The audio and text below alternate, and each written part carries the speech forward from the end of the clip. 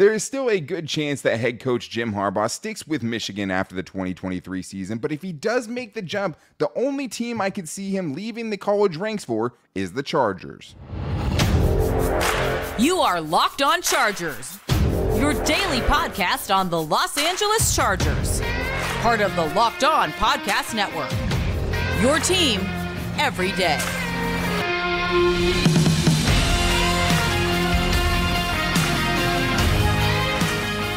What is up, and welcome into the Locked On Chargers podcast. I'm your host, Daniel Wade, joined as always by my co-host, David Drogemeyer, and we've been covering the Chargers together now for 8 seasons, but this is our 6th year as the host of the Locked On Chargers podcast, bringing you your team every day. Thank you guys, as always, for making us your first listen today, and to make sure you never miss the show, go subscribe or follow for free on the Locked On Chargers YouTube channel, and listen wherever you get your podcast from. David, what do we got today? Well, we know the Chargers are interested in Michigan head coach Jim Harbaugh, but are they still going to be interested after they know how much money it's going to take to actually bring him into the building? And after what the Baltimore Ravens did to the 49ers, it is unbelievable what they did. You have to look at that defense, look at the man running that defense, Mike MacDonald, and I think you got to entertain the ability or the option to get him in the building with a head coaching interview. Yeah, could the Chargers do that and go with another kind of inexperienced defensive coordinator who has more experience than Staley, right, but doesn't have the head coaching experience? And also, Brandon Staley himself in the downfall there. We're going to get into Chris Rim's article about how that locker room got fractured and how fractured it was. But today's episode is brought to you by Gametime. Download the Gametime app, create an account, and use the code LOCKDOWNNFL for $20 off your first purchase. Last-minute tickets, lowest price, guaranteed. David, it's buy or sell today with the biggest Chargers overreactions and storylines, and there's been every few days a new report coming out about Jim Harbaugh. And I'm not naive to the fact that he could easily go back to Michigan, but the buy or sell today is this. If Jim Harbaugh takes an NFL job, it will be with the Chargers. Yeah, I think it just makes a little bit too much sense for it to be the Chargers, so I am buying it. And the number one reason, of course, is Justin Herbert. Justin Herbert, the superstar quarterback. You got under contract for the next 5 seasons. Nobody else can offer that, right? Nobody. There's no other team, no other opening that's going to be able to offer a quarterback as good as Justin Herbert. Period, point blank. Yeah. And not only that, but the Chargers are going to have a high draft pick. Right now, they have the 6th overall draft pick in the 2024 draft, and that's a high draft pick in every single round of the draft. So a lot of ammo to be able to try to build this roster the way that you want to. And also, Jim Harbaugh has a relationship with the Chargers organization. He's been in the building a lot. So this is just something that just makes way too much sense. A lot of things aligning for the Chargers and Jim Harbaugh if that decision is made. Well, the thing is he's 60, right? Which isn't old for NFL, terms, but like, if not now, then when, right? And the other thing is if not now, what is the better situation that's going to come up that's going to be better than what the Chargers are presenting to you? I think a big part of this is I do think that the salary cap, ramifications and limitations in 2024 is a little bit overblown because me and you have done the show. We told you that these are the few cuts you need to make and you're right back under, right? So, yes, a couple of bloated contracts will be gone. Yes, there are going to be some things you're going to have to work with. But the other thing is 2025, you're looking at pretty much a blank slate, right? So I think that there's a lot of things overblown in that sense. But I do think if you look at the Raiders, right, the Panthers, the Bears, even with the Bears potentially having the number 1 overall pick and likely having it, none of that is better than having Justin Herbert plus a top 5, top 6 pick, right? A chance to do that. So, that is, I think, and you also have Mike Greenberg. We've talked to you about it before. Mike Greenberg randomly saying that he ran into Jim Harbaugh at a funeral, and he was just, talking about the NFL, and he just starts gushing about Justin Herbert and how he thinks he's the best young quarterback in the NFL. So, I don't necessarily think it's going to happen, but I think with the sanctions he's facing from the NCAA, even going into next year after his 6 games of suspension this year, he's going into with a level 1 violation, which sounds scary. Yeah. There have been reports about how much he's kind of over having to kind of walk that tightrope in the NCAA record. In the NCAA level. Another thing is just ego-wise, he feels like a guy that wants to get it done at the NFL level because that is the grand prize, and all of these guys want that at the end of the day. But I think the biggest thing is the financials, and we're finally kind of hearing what Jim Harbaugh is expecting from Michigan. Yeah, according to Tony Pauline from Sportskeeda, he said that the Michigan Wolverines are expected to pay him around $15 million per season. And of course, we all heard, John Spanos, the president of football operations, talking about how there's no limit to the amount of money that he would spend to be able to get the right head coach. And according to, his report, people close to Harbaugh tell me that the statement by Spanos is legitimate and they believe the franchise would be willing to meet those salary demands. So that is very, very interesting because it's one thing for John Spanos to say that there is no limit. It's another thing for him to actually sign the check and be able to cut it and hand it out to Jim Harbaugh. That's the other question entirely. But everything seems to be lining up. So if that opportunity does present itself, maybe the Chargers should definitely pull the trigger. And it feels like he's been waiting for the right opportunity, right? Interviews with the Broncos for the head coaching position last year, interviews with the Vikings a couple of years ago. And it feels like Michigan doesn't want him to do it specifically this year, right? Ian Rappaport reported that it was a 10-year, $125 million deal that Michigan offered him, right? That's $12.5 million per season. The thought process is it would take 15 or more to get him to go to the NFL level. So that's probably where the starting point is at. And the other thing about it is it feels like Michigan doesn't want him specifically getting with Justin Herbert. Like he knows it seems like they know that these opportunities don't come around very often. Like you think about, Matt LaFleur getting Aaron but they're Rodgers, not dumb. Before his MVP seasons, but these opportunities don't come around a lot. Would the Chargers be willing to pay that? I mean, they said they would. We'll see if they do it. But I mean, supposedly this next guy is going to be asking for about the same, and that is Ben Johnson, who's polarizing because he has no head coaching experience. I understand why people are hesitant around him. But David, the buyer show is this: Ben Johnson would be a good option for head coach, even without the head coaching experience.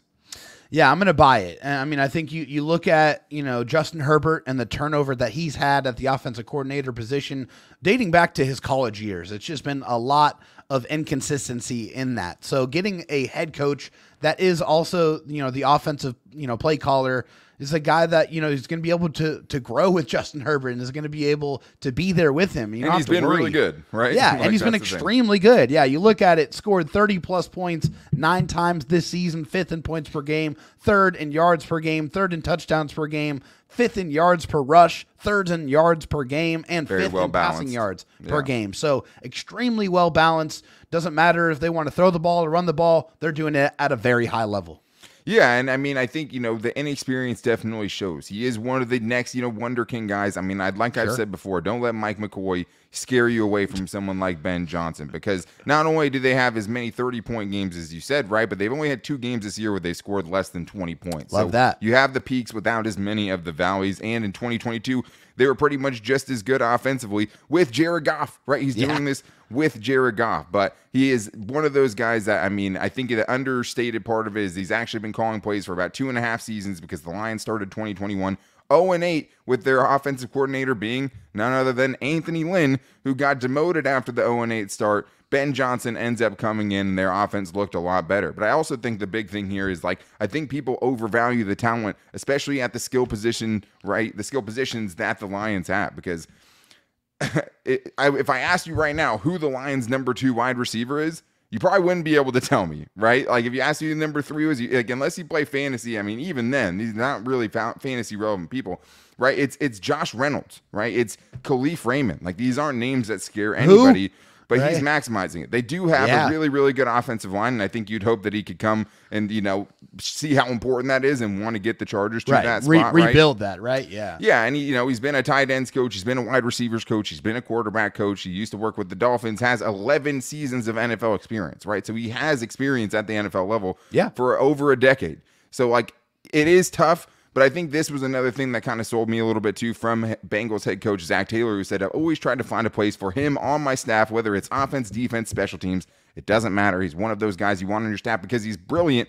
That is just what this guy brings to the table. He's a hot commodity for sure.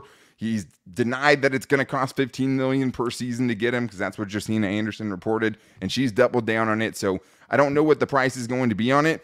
But this guy, you should absolutely be interested in having a chance to pair, give Herbert, the Mike McDaniel to your Tua, the Shanahan to your Purdy, right? Find someone that he can grow with. Find someone that can finally feel like you're unleashing him and you're pretty much linking him together for at least 3 seasons, which Justin Herbert has never had at the collegiate or the professional level. But there's another name that's been floating around, and that is Mike MacDonald, the Ravens defensive coordinator, Mike MacDonald. Mike MacDonald, who was the Hamburglar against the 49ers over the weekend, and he absolutely stole Brock Purdy's lunch money. So we're going to talk about him as a candidate, if we're going to see the breakout game from Quinton Johnson, and if we're going to see Joey Bosa or Keenan Allen at all, coming up right after this. First, though, I need to tell you guys about something that's awesome and something that everyone uses. Everyone goes out to events, especially after I was, cooped up for so long, the 2020s, early 2020s. I've been going and doing stuff like crazy, and I love Gametime because Gametime is the fast and easy way to buy tickets for all the sports, music, comedy in theater near you, and it shouldn't be stressful. And the thing about Gametime that's really nice is the Gametime guarantee, which means you'll always get the best price. If you find the tickets in the same section and row for less, Gametime will credit you 110% of the difference. The other thing I love about Gametime is you always get to see the exact view from your seats. Like, I've gotten field level seats before and don't realize that, Donald Parham's 6'8", right? You don't always get the best views from those seats. With Gametime, you already know what that view is going to be. There's no stone pillar in front of you, right? And you're getting the best price. It's the fastest growing ticketing app in the country for a reason. Take the guesswork out of buying tickets with Gametime. Download the Gametime app, create an account, and use the code LOCKDOWNNFL for $20 off your first purchase. Again, create an account, redeem the code LOCKEDON NFL for $20 off. Download Gametime today. Last minute tickets, lowest price, guaranteed. David, let's continue this buy or sell here with a lot of really good ones. A lot of, big time kind of buy or sells and storylines with this team right now. But we had to get into that Brandon Staley stuff because we didn't get to last week. So we're going to get into that. But I want to start with another head coaching candidate because the Chargers have to get this head coaching hire, right? And one of the guys that's recently kind of put himself on the radar because of how impressive he's been is Mike MacDonald, the defensive coordinator of the Ravens. But the buy or sell is this. Mike MacDonald showed that his hat should be in the ring for the Chargers 2024 head coaching job. Yeah, I mean, I have to buy it. I mean, and the reason why I have to buy it is you look at these numbers across the board for the Ravens defense, and it is truly spectacular. Yeah, I mean, they dominant. are unbelievably dominant. And I think the whole vision, obviously, with bringing Brandon Staley into the building was, let's get Justin Herbert a dominant defense, and let's not make him do everything. And so you look at these numbers from Mike MacDonald, number 1 in points per game allowed, number 6 in yards per game allowed, number 2 in opponent yards per play, number 1 in opponent takeover margin, number 1 in takeaways, number 1 in sacks with 54. So no matter what number you look at across the board, they are stopping the run, they are stopping the pass, they are taking the football away, they are making life a living hell for opposing offenses every single week. Oh, and by the way, they just single-handedly took the MVP award from Brock Purdy this past weekend. Yeah, and maybe put it in their own quarterback's hand, right? Yeah. It could be. But yeah, 4 interceptions off Brock Purdy, 5 interceptions overall. That's how you want to kind of judge some of these people, right? Like, I mean, if you want to look at it, Ben Johnson's Lions put up 6 points against this Ravens team this year in 2023, right? So I think the biggest thing is the lack of experience. He does have 9 years of NFL experience. He had a few years with Georgia, who's obviously one of the gold standards of college football. And the Ravens, he's been around for a long time, right? I mean, all of his NFL experiences come with the Ravens. So I think when you see that and you see him going and making his way up a very, very good franchise, that tells you a lot. And he also spent time with Jim Harbaugh in Michigan, right? He left for a year, went and became the defensive coordinator at Michigan. They went 12-2. Their defense was awesome, one of the best in the country. Then he came back in 2022, or that was 2021. He came back in 2022 to the Ravens, and he's been their defensive coordinator ever since. And we got to saw firsthand how good that was, right? So Yeah.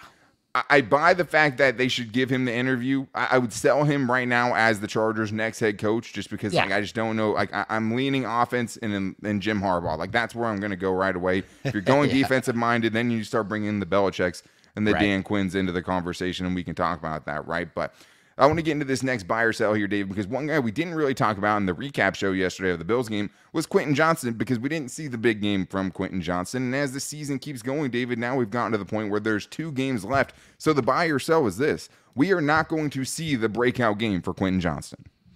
Yeah, I mean, unfortunately, this is one I want to sell, but I have to buy, and it's just based off of what we've seen. I mean, 33 receptions, 385 yards, 2 touchdowns. Only 3 games this season with over 50 yards receiving for Quinton Johnson. And even more recently, even without Keenan Allen the last few games and being more featured in the game plan, he's yet to make any impact with those increased targets and those increased touches. It's been the same old song and dance, unfortunately, for Quinton. It's, dropping the football in the big moments, and you take those games that could look phenomenal, and and then they end up looking pedestrian. And so, unfortunately for Q, I don't know if there's going to be that breakout game. I'm going to say that we're not going to see it. I think we've seen what we're going to see out of Quinton Johnson for the 2023 season. Yeah, I think the time is running out for him to make a lasting impression, right? The time is running out for him to do something that makes us going to feel like, hey, Justin Herbert shouldn't take an offensive weapon next year. They shouldn't be, focusing on that. Like, I think his best chance was with Justin Herbert. But to go to your point, I mean, the 2 games without Keenan Allen, without Mike Williams, right? He's had 4 catches in those 2 games for 49 yards and a touchdown, right? Like, he has more opportunities than we thought he would this season because Mike Williams has been gone for most of the season, because he's had to have the last couple of games without Keenan Allen, and you had Joshua Palmer hitting injured reserve, right? Like, he got the opportunities. We never saw it. Like, he has 1 game, David, that's over 52 yards this season. Right. It was against the Broncos, and he had 91 yards. But, like, the crazy thing is the 57-yard catch that he made in that game is more than he had in any other single game this season, which is nuts, right? That one catch. That one catch is, that one catch would have been, more than he's had receiving yards in any other single game. Like, that's crazy to me. But we always bring up Mike Williams, right? Mike Williams had a much worse rookie season than even Quinton Johnson's having this season. He turned out to be a player that got a second contract and a really big-time player for the Chargers. What happened with Quinton Johnson? I don't think we're going to see it this season. But I have a couple more quick buy or sells I want to get in here to David, especially the ones you brought up to me, which is Keenan Allen and Joey Bosa, right? Both guys battling back. Joey Bosa, activated window for him to return. Keenan Allen has missed the last 2 games with a heel injury. So the buy or sell is this: Keenan Allen and Joey Bosa will play again this season. Or I guess I should say Keenan Allen and Joey Bosa will not play again this season. Is there a chance we don't see either of those guys? Yeah, I do think that there's definitely a chance, just, given the reality of the situation. But I'm going to sell it, and the reason why I'm going to sell it is because they opened up the practice window for Joey Bosa. I mean, if they really had every intention of shutting him down for the season, then why activate the window? Just leave him on IR and let him finish out the year without putting him back out there. But tell that to Aaron Rodgers. Yeah, exactly. It could just be to see him practicing, right, and get him sort of rehabbed on the field, because the worst that happens is he has to go back on IR basically for the rest of the season. And Gift Smith basically said, I think that's his mindset. The body will tell him as we move forward, as far as with Joey Bosa. So we'll know his relationship with Gift Smith, right? He and very Gift close. Smith have a very, very strong relationship, which makes me think he would try to get back for his guy Gift Smith, because I don't know if they're going to have a chance to play together, whether it's Gift Smith going or Joey Bosa going. Both things are on the table. The other thing is Keenan Allen's records, right? He's chasing Antonio Gates. He's putting together one of his best seasons ever. He has a chance to get the most receptions. He already set that, right? But to extend his lead as the most receptions in a single season in Chargers history, the most receiving yards he's ever had in a season, and to inch closer to the GOAT Antonio Gates in some of those franchise records. So he has reasons to get back. Definitely. Chris Bram, I think in one of the latest articles, said that he wanted to get back for this next game. We'll see. That has been reported that he wants to get back out there. He has a heel issue that cost Alohi Gilman multiple games and other guys as well. So I think they both want to come back. I think I'm going to sell that we're not going to see him. I do think we see one of those guys back on the field this season at least. Let's get to this last one here. David, we did this a couple of weeks ago, and I want to see if your answer changed. I think you said they would win a game the last time I asked you if Easton Stick would win a game in a buy or sell a couple of weeks ago. Yeah, I did. And they almost messed around and did it. And I think it looks different now for the last 2 games of the season. And so the buy or sell is this: this Chargers team will win one of their final 2 games. Yeah, I mean, before I saw the Gift Smith-led Chargers and that kind of motivated you would have said no for sure, yeah. I would have absolutely said no. But they almost beat a much, much better Buffalo Bills team, like a team that had a lot to play for, that had a ton of offensive that was actually firepower. Hot. Had been playing. That was a hot team. Yeah, they had played some really, really good football leading into that one, and the Chargers were a couple of minutes away from winning that football game, like legitimately. And so, yeah, I think there is a real possibility. I still don't think I'm going to say no. Yeah, I'm going to say no. Yeah, I'm going to sell it. I'm going to say that they're not going to get the win, but I would not be surprised if they mess around and do it, because we saw a lot of creativity and we saw some quality football. They obviously care. Like, they want to win. They're fighting for it, as we talked about yesterday. They showed the fight. But the thing is that makes it tough is the worst Patrick Mahomes-led Chiefs team we've seen in the Patrick Mahomes era. And you're going up against a Broncos team that, after getting really high, has skidded the last couple of games since they beat the Chargers, right? And just lost to the Patriots last week. So, and are pretty much eliminated from the playoffs. Pretty much eliminated, but also lost to the Patriots last week, which not even this bad Chargers team could do. I mean, they won 6-0. It wasn't anything to be proud of, but I mean, the Patriots are not good, obviously. So yeah, I mean, like, they have two somehow winnable games with Easton Stick. I think they opened up on FanDuel as 5.5-point underdogs against the Broncos, so it's not likely in Denver. That's what makes me feel better about their chances to lose. Yeah. Could they mess things up and hurt their draft position, right? Like, I mean, that they could. They really could. I'm going to sell the fact that they get a win, though, and maybe that's my wishful thinking, like it was last time when I hoped they would go 0-4 down the stretch. But we have more to get into because we have to talk about the downfall of Brandon Staley, and after a really, really good report of just how fractured that locker room got towards the end. We're coming up right after this. First, though, I do need to tell you guys about PrizePicks, which is daily fantasy made easy. With PrizePicks, all you have to do is pick 2 or more players, pick more or less on their projected stats, and place your entry. The more entries you hit on, the more you win. And if you hit on 6 of them on the same entry, you can win up to 25 times your money. And they also have the Demons and Goblins promotions going on right now, where if you get your cards right, and you go on a lot of those Demon Goblin bets, you could win up to 100 times your money right now on PrizePicks. And they also have other great promotions going on, like Taco Tuesday, which is my favorite, where you can get a select player projection up to 25% better and get even more value with your selections. So make sure you guys check out PrizePicks, because unlike other ones where it's your team versus another team, you're drafting a team, with PrizePicks, it's you versus the projections, and you get to pick out all the best matchups. So go to PrizePicks.com/LockedOnNFL and use the code LockedOnNFL for a first deposit match up to $100. That's PrizePicks.com/LockedOnNFL. Promo code LockedOnNFL for that deposit match up to $100. PrizePicks, daily fantasy sports made easy. David, we wanted to get into this because we didn't get to talk about it last week, and it is Brandon Staley and the downfall of him. According to Chris Rim, I mean, we heard a lot when Brandon Staley got fired, right? But we didn't get a lot of specifics about what was going on, because I think for the most part, we thought the locker room had still mostly kept it together. It was a team that was playing really hard for the most part. Yeah. And then it all just got thrown in your face in prime time on Thursday Night Football, where it went from, okay, we still has the locker room, to, oh, he obviously doesn't have the locker room. Big time. And Chris Rim really detailed that nicely in an ESPN article that I want to get into. But I do need to tell you guys first that Locked On has something very cool going on, because they have launched the first ever national 24/7 sports streaming channel on YouTube. Locked On Sports Today is here for you 24/7, covering the top sports stories of the day with local experts of Locked On, plus the national shows covering every league. So go to Locked On Sports Today on YouTube and subscribe to the first ever national sports 24/7 streaming channel. So, David, there's a lot to get into in this article. Chris Rim did a great job covering this team for ESPN. I think he's done a good job, and we hopefully are going to have him on to talk about this specific story. Oh, yeah. But, David, it seems to me like the downfall of Brandon Staley, according to this ESPN story, really started with that loss to the Jaguars, the 27-0 game that he defended so adamantly against it, not hanging over this team. It does feel like that's where it started.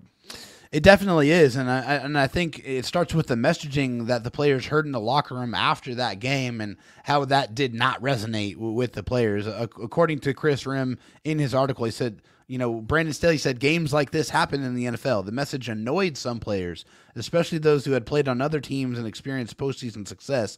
To some, it felt like Staley was shifting ownership of the collapse off of the squad and himself as a regular occurrence, team sources said. So basically he was just saying, oh, it wasn't my fault. It was all your fault. It was all the players' fault. And that was a message that was not received well by the players at all. It just seems like Brandon Staley was not taking any accountability for that loss whatsoever. Yeah, and I think the other, maybe even more damning part of it is what happened with him and linebackers coach Michael Wilhoit on the sideline. This was the quote. Staley could be heard screaming at linebackers coach Michael Wilhoit. Staley believed Wilhoit's group had made an error on the big Jacksonville play. Wilhoit countered with Staley had made a dumbass play call and that the linebackers had done their job correctly. So Of course, Michael Wilhoit ended up getting fired after that game, so that makes a lot of sense there. But it does seem like that's the snowball. That's where the snowball started and started going downhill. And to me, though, it's kind of the same thing where we always said he said all the right things. He did a lot of the right things. But the used car salesman charm wears off when you're not winning, right? Oh, yeah. People stop being able to buy in, and the coaches are firing back at Brandon Staley for the game plans he always promised us were good enough to win.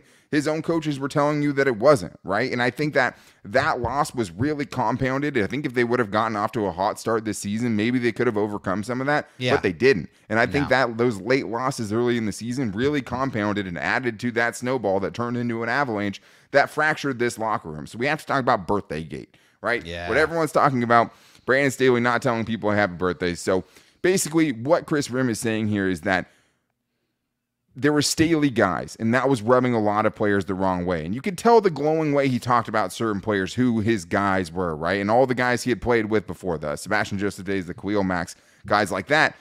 And what happened is if he celebrated your birthday, I don't think it was really about the birthdays, right? Because this is what they said. Staley said happy birthday to offensive guard Zion Johnson in front of the team. Multiple players mentioned that was also rookie linebacker Deion Henley's birthday, to which Staley replied, and Deion too, in a dismissive way. So I don't think it's about the birthdays. I think the birthdays just cemented how the coach thought of them and how coach would play his favorites like Kenneth Murray while Deion Henley can't sniff the field. And I mean, these are things that we talked about before. Like, we had a feeling that it seemed like Brandon Staley had guys that he liked, that he kind of put up on a pedestal, that he kind of put on the field way more than they ever earned to be on the field. Yeah. Hello, Kenneth Murray. Last year, he did not deserve to be on the football field. I mean, like, he was not playing the linebacker position very well at all. And this kind of like solidifies it. And also, when they were talking about how it's like a fraternity, he said guys didn't feel included. He didn't make it feel like a team. One team source said of Staley, he kind of made it feel like a fraternity house. Certain guys are in the frat and certain guys aren't. And that's not how you want any football team to operate. You don't want to have cliques and all of that. You want to have one cohesive unit. You want guys that get along with each other, that are there, that are fighting for each other. It's like more of a family atmosphere. That is not what it was like. And it was clear that Brandon Staley had his guys, had his favorites, and kind of alienated some other players. And that did not sit well with the group. And the relationships and all those things are all good until you're only having it with certain players, right? Hey, when you're an outside linebackers coach, you can get away with that because you have good relationships probably with all of those guys, right? When you're a defensive coordinator, all of that side of the football. But from what you're hearing from Chris Rim is that it was very segregated between the offense and the defense. They didn't feel like a team. They felt like two very separate units, and Staley had a lot of his favorites on the defensive side of things. And it felt like that was something where this team really kind of fractured the locker room over. And I think it's little things like that that just cemented, oh, okay, he really doesn't like me. Or, okay, this is why I'm not playing. Not because I'm not good enough, because I'm not his guy. I'm not in the fraternity. I'm not in the cool kids group, right? That's what it seems like.